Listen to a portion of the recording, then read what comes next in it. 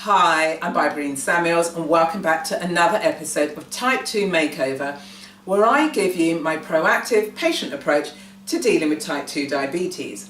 Now, all of us produce this crucial hormone called insulin. It's actually created in the beta cells of the pancreas, and its job is to take the sugar that has been extracted from the food that we eat and to transport it all the way to the cell doors. So see insulin like your own personal delivery service.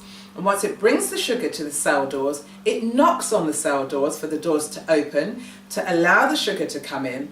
It then gets converted to energy, which then enables our bodies to function correctly. Now, where there's a breakdown in this communication, what happens is that insulin still is trying to perform its role, brings the sugar to the door, but keeps on knocking because the cell doors are now not receptive to the role that insulin is playing. As a result of this, that means that there's excess sugar in the body, in the blood, which means that the blood sugars rise. That then sends a signal back to the pancreas because the pancreas thinks, oh, there's more sugar in the blood, so therefore it needs to create more insulin. So what then happens is that there's this vicious cycle that takes place between, we've got the sugar and we've got insulin. And our job is to find a way to stabilize the amount of insulin that's created and the amount of sugar that's in our bodies. So what happens is that with this high sugar, it gets stored as fat, and the fat can be in the form of a triglyceride, which is a fat particle that's found in the bloodstream, or as cholesterol, which our bodies produce, but we also get cholesterol from certain foods that we eat, and that can be in the form of animal products. Now, we've got to be careful with cholesterol, and the reason for this is because if it gets too high, that means that it's building up in the arteries, and in the long term this could lead to some form of heart disease, and so obviously that's what we want to be moving away from.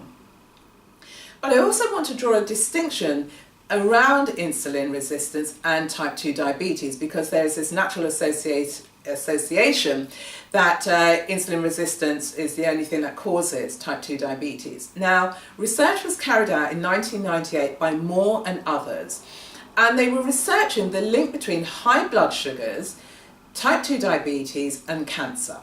And what they found was that insulin resistance was a common factor in all of those conditions.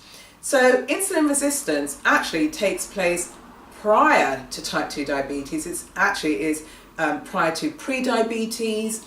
It impacts upon type 2 diabetes, but also has impact on cardiovascular health or hypertension or sleep apnea. So there's a range of conditions that it is associated with. Now, there's also indications, as suggested by Dr. Gabriel Cousens, who suggests that actually if there's a deficiency in omega-3 or a deficiency in magnesium or a deficiency in potassium, this also is a contributing factor to insulin resistance.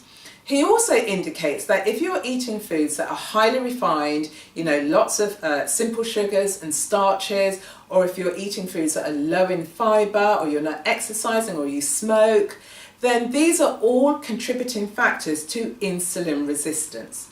So the takeaway from this particular episode is go and get your cholesterol levels checked, and look at the food that you're eating. If you find that you're actually eating a lot of refined foods and saturated foods in terms of saturated fats that are coming from animal products, what you then may want to do is to start incorporating more vegetables into your diet. So that's it for this week. As always, I want you to stay well, use your wisdom, and get into dialogue with your doctor. If you've got any questions or comments, put them in the comment box below. I always love connecting with you. Feel free to share this episode, and you can like and subscribe to my channel, or you could include it in your playlist. And so until next time, stay well and enjoy yourself.